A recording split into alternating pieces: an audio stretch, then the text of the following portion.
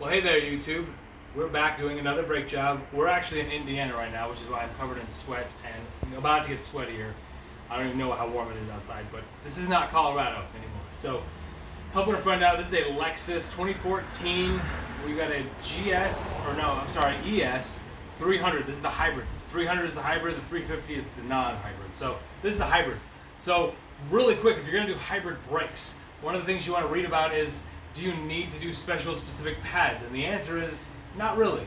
You need to use ceramic pads because that's what comes OEM with these. But if you actually, we don't have the new ones right now, or the old ones on, excuse me. But these are the new pads. So there's a lot of material on them. And if you hold for just a second, let's go over here. These are the old pads from the previous side. As you can see, they are absolutely worn. They told him he had 10,000 miles. That does not look like 10,000 miles worth of pad. Compared to this, this is about 4 months, maybe. You could see the edge already is starting to hit metal. There was a groove on the rotor. This one has the same thing. I believe it's from that ending. So we're saving the rotors right now. These were about 75 bucks. I've used these in the previous videos. Really like these import directs. They also come with a nice little foam that you can use to put on your, if you want to fold in someone else's garage or your own and just stick your knee under it. It's great. We were trying to use just the tools here because some of the folks that we have friends with don't work on cars, so they don't have anything more than a couple screwdrivers and a small socket set, and that's not what we normally have in Joel's garage. So this is what comes with the car to jack it up. And if you haven't seen one of these jacks, the way these work is you would take this, hook this. This probably gives some of you nightmares because you remember being stuck on the side of the road, and you crank this guy to lower and heighten. But these are really wiggly, and I mean, look at this. This is actually this is a Lexus, guys, and on the side of the road, I don't like the way this fits or feels. We started to bring up the car and I wanted to fall over, so we're using this right here. This is a jack. Josh, show him that jack. This is the regular floor jack that we're doing right now. So that's the kind of jack we're going to jack this up, and then when you're trying to use this part, this is the kind that you would just as a wrench to get your lug nuts off. When you do this, this does not want to move. But if we have a breaker bar, it's like so, once you get this on, you just simply lift and it loosens right up. So we're going to go ahead and take this off, get the wheel off, jack this up, and see what we got underneath here. So we'll be back in a sec. Alright, we're going, guys. We're back. So we're going to take this tire off. So Josh has jacked up the car. We're going to go ahead and get these off. Like I said, I usually use different tools a little bit faster, the pneumatic ones, but I do not have those, so there's one. that's very rusted. So over there in Colorado where we live, we do not have this stuff called rust very much. It's surface rust usually comes off. But here in the, they call it the rust belt for a reason. There's humidity here, and so you have to defeat that all the time because there is rust. So put my knees on this.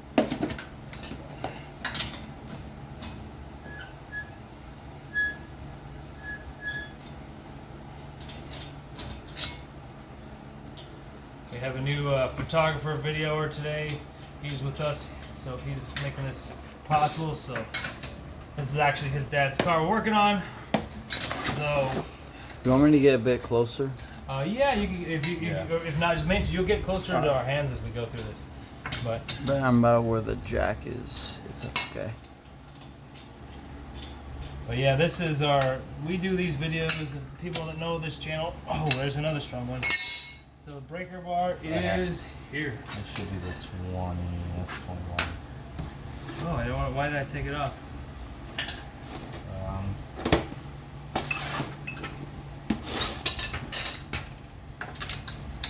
Oh, it's this one. Is it his whole stuff there, right? Yeah, I guess it was the... Whew. That's a great sound.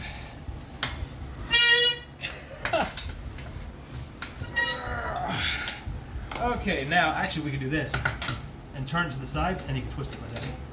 Make it a little faster. Again, pneumatic tools are preferred, but when you don't have them, so just remember, If you're doing this on the side of the road, this is how you take the tire off. You'd swap it out, take a new one. But because we're trying to be safe, which is all about safety, we're going to take this tire off. Once Josh jack it up a little bit more, we gotta get this all the way off. Safety is number one. We're gonna take this underneath the car. Right there, see it? So now we're gonna take the tire off. And then we're gonna roll it underneath the car. And I was taught to do this by a very wise man who's still alive, my father. Now if the car falls on us, it's gonna fall, hit that rim, it's gonna be fine, and we're gonna be alive, which is the key. So now you'll probably wanna come up here and look at this way. Right, hold up. So take off this nut. Hold up, start from the top again. Alright, we gotta take off this nut and this nut. If you've seen any of my other videos, you'll know that this looks very similar to all the other jobs we do. So we gotta break this one loose. And hopefully we can get these guys loose. Is that give or is that trying to strip on us?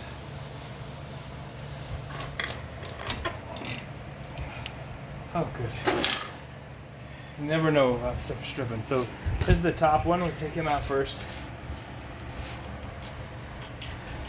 What I like to do is I put it underneath the vehicle.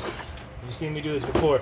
Put it underneath the vehicle in order. That's the top one. The bottom one's going to go below it. So now let's get this on there good and let's break this one loose.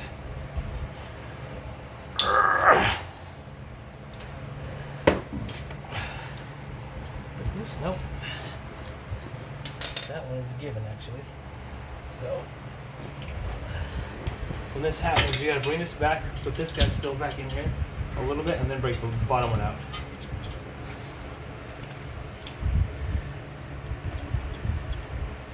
Josh, where'd you go? Oh, there you are. So I'm gonna put this one back in and then a little bit so I can break this bottom one out. Let's see if I can. You're still able to see it? Okay, which one I'm doing? So this is the bottom bolt, so we're gonna see if we can get a little closer, just get him off. Like.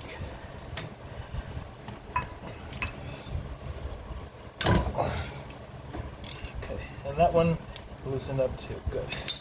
Now we take these guys off. Josh, can you give me a piece of twine? Yep.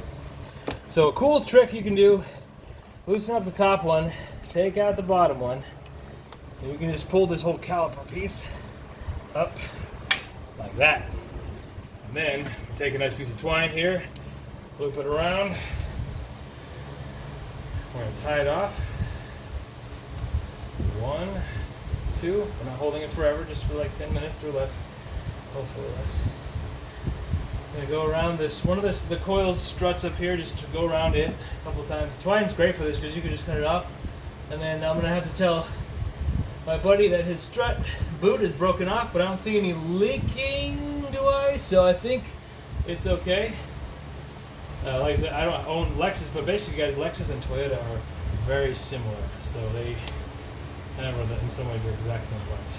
So here we are. Here's our pads. So they told him that he had to get these replaced in 10,000 miles. Let's see what this side looks like. You got those pliers, Josh? Here's some pliers. So we're gonna grab this one, pull this out. That does not want to come out, so we'll have to work on that one in a minute. Josh, you have that screwdriver? Yep. Screwdriver, sorry. Screwdriver underneath, wriggle it out. This one is kind of stuck. I don't like what I'm seeing already. That's not good. This is the back side. This is the front side. So they are not identical pads always, so just as a good measure, this one stays on the back side of the brake area. This one stays in the front, just like this is the bottom bolt, the other one's the top. So if you let me see the new pads, and then we have some brake lube here. So I always match up my pads. I line them up, I look exactly on the ground, and I go, okay, this one and that one are the same. So that's good. This one and this one. This is the exact same, so this one here. So this is the back side, keeping it in the back. Okay. This is the back side, this is the front side. This is a wear indicator. I'm surprised that one came out. Which means if these are not bad, we can actually grab these, take this, And that goes there. This is here. Now, you can reuse some of these, or it also comes with new ones, whichever you prefer. But this is softer metal, so this will grind against your rotor here. And this rotor is what obviously stops the brakes. It rubs against that pad, this orange part, rubs up against that. So now that we have this one, which is on the front, we're going to set this one here and see how. What I don't like about these is just that you have to kind of work these in, and it's kind of a pain to get in there. So now we're in. That one's one. Now this is the caliper. I'm sorry. This is the caliper. This is the piston. This piston pushes the brakes together, and they work together. These little springy guys basically just hold them in together. So what I need now is this cool $12 tool. I love these things. And Josh and I have found the best way to do this is to grab an old pad, like this one, put it up against here, and because you want to be careful, you don't want to jack that rubber boot up. You could just stick this in the hole and go, but I don't like to do that. So we're gonna just play a little. This flat edge is perfectly, I mean, this is the mating surface that's used this whole life, so why not just give it what it's got? So now it's in there. Now all we gotta do is just like the song, turn, turn, turn, turn. So we're just gonna keep turning for what's gonna seem like forever. What this is doing is actually pushing hydraulic fluid, brake fluid, back into the system. So when you get in your car, don't panic when you push the brakes and it doesn't do anything but go to the floor. It's because you have to kind of get that fluid back into here, right at the edge. It's already sitting, and then it's got to close those brake pads together to bite onto this. But it's got to move that caliper. Is that why like in like F1 and like they like warm up their brakes and stuff? So brakes are friction based. So because friction causes heat, and then they get a little softer right over the time period of like when you hit the brakes. Now let me take this out. Then that's, so if they warm them up, I'm not sure why you would necessarily do that, except they would be better, like we'll say fresher, but they're more grippy and soft, and they would definitely be more responsive. So that would be the smart thing to do in that situation. We actually, with brakes, you also take this brake lube right here. This is all O'Reilly parts, and put a little bit of this right here on this side, and then we're going to put some of that right here. This is just grease. It keeps it from being noisy. And this is like the easiest job. This actually, of these brakes I've done, this one we're going to call it, Josh, probably one of the more difficult ones, right? Yep. The reason is because trying to get this sucker in the back is kind of a pain in the neck. So this orange surface, which is like a little bit more abrasive than the rest of it, and it just rubs against it to help resurface it. The hardest part is getting this little pivot pin in this back groove, which I don't know if you can see that, but you get the bottom one in first if you can. Oops, there you go. And then the top has to get pushed in. And there we go. So now we're done with that part. We just got to put these things back on. Again, it comes with new hardware, but this hardware isn't bad. So these are still springy and good. So if you recall, if I can get these guys out of the one. Now this could be, if this was like rusted in or jacked up, then we would definitely like use the new ones. But sometimes OEM stuff I just prefer. These may be OEM brakes. So see these little holes right here? All we do is take this, put that in that hole. So there's one hole there. See that hole? And then there's a hole right here. We're gonna just go stick it in there. Now this wants to stick out, and this is what's super annoying, is you have to kind of pinch this when you bring your caliper down. So I usually have another either set of hands luckily around, or if I'm by myself, then I will just keep bad words as thoughts and not say them out loud, but I will lower this. So Josh, can you untie this for me? Don't tie 500 knots because you're going to undo this, like I said, in a second. If you have a knife around, great, but just push the tail through. It might be easier. There you go.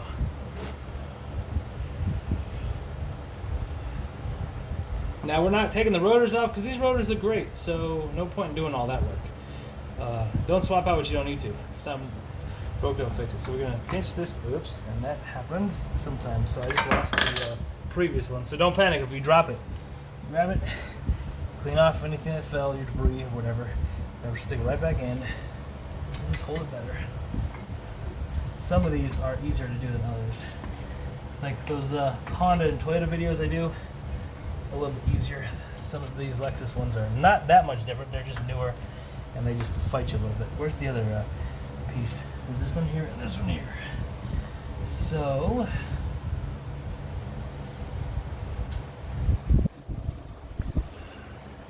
oh man, we had it imperfect too. Dang it! It's hard when you can't see this. This is the problem. So sometimes you can get your head in here and line everything up.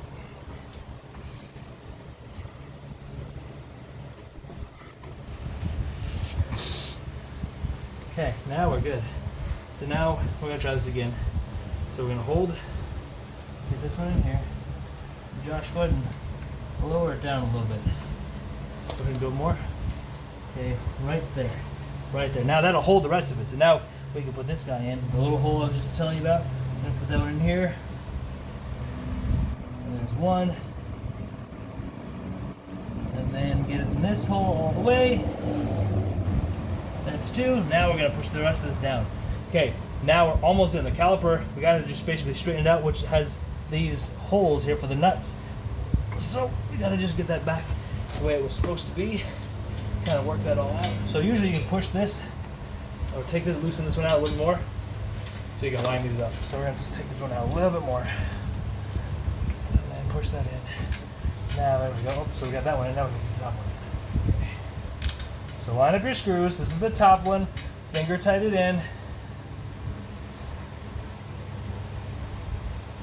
This is the bottom one. Finger tight this one in. There is a similar torque setting on all these, and this is a 14 millimeter. So if I didn't mention that before, 14 millimeter, any kind of ratchet you want to use.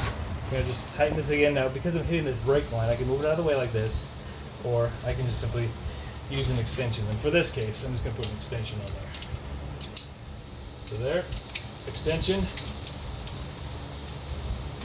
Want to get it to where it's on, but it doesn't. I mean, this isn't like a.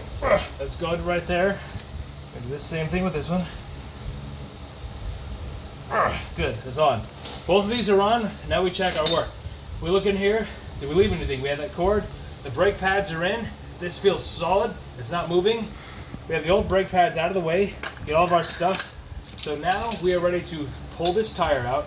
So we're gonna get the tire out of here. Give ourselves a nice clean work area.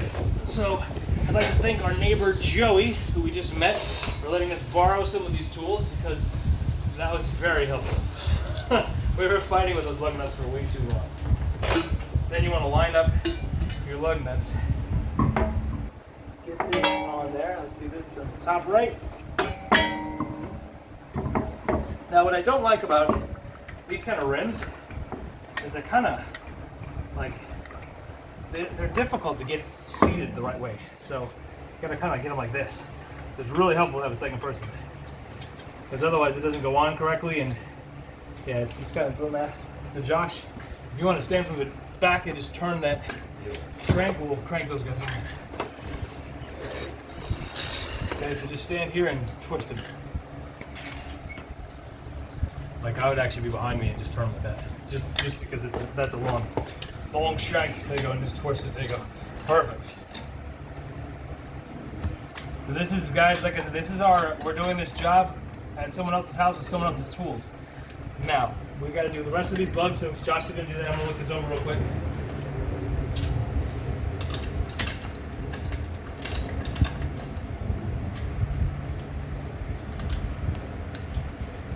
Oh, that's funny. Oh, this looks weird. Yeah, I think they see the detail in the one. It most definitely does. Yeah. The other one. What we'll do in this case, because like I said, these lug nuts are kind of crazy, so we're going to take this out. Now, we're going to try to tighten what we can with them on this, but it's not going to go over too easily.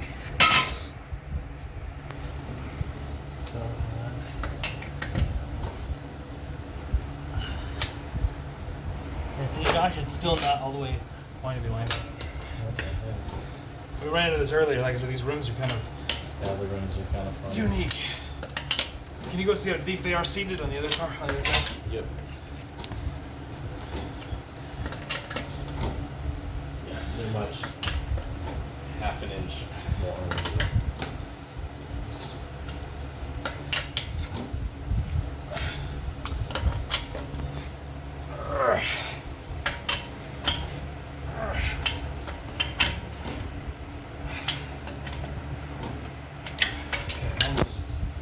Now, like I said, you don't normally want to tighten these because you can fall off the jump off the jack. But I found that these particular ones are really finicky, and getting it to seat just right is weird. So we'll get them on pretty good. Then we're gonna lower it a little bit, see where we're at.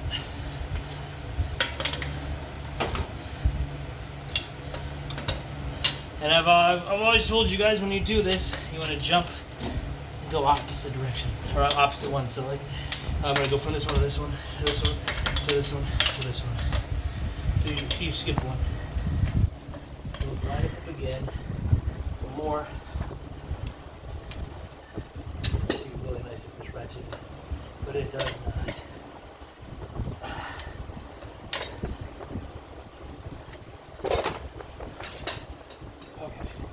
Let's get this light in here and just look at these. Make sure everything is looking like it's supposed to.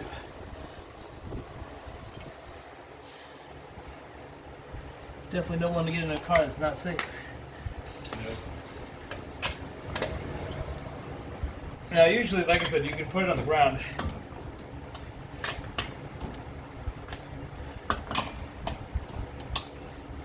That did it. See, now it just gave me a little more give. How weird. Did you see how it gave, Josh? Mm-hmm. So, like I said, don't put these on the ground yet, because for some reason, there we go. Now it's going.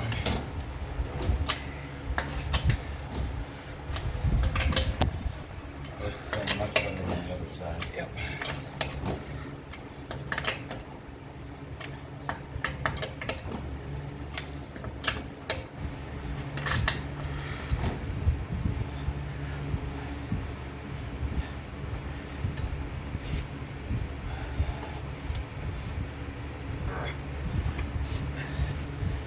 Okay, that's better.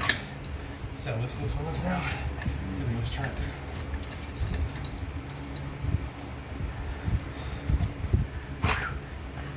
So what is the temperature outside? Like about 4 million? It's about 80 degrees, and like, how much humidity do you think? I don't know. Super hot, right? What about it though?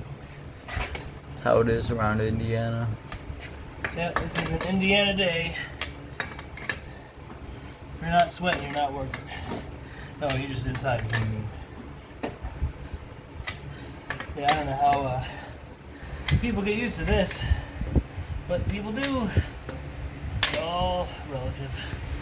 People used to say we were crazy for living in the desert.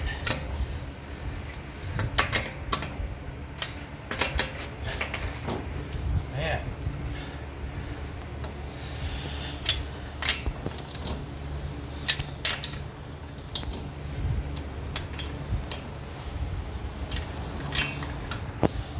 We will take this brake apart over to the other side of the car. We're going to double check that tire. Because I don't have a torque wrench with me. We want to make sure these things don't come rolling off. Nope. That's what we want to feel. Nice and tight.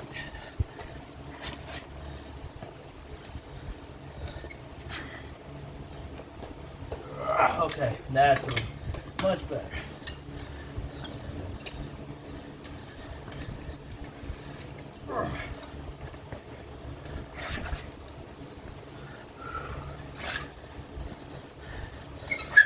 After this, we're gonna go buy ourselves a burrito, I think. Job well done.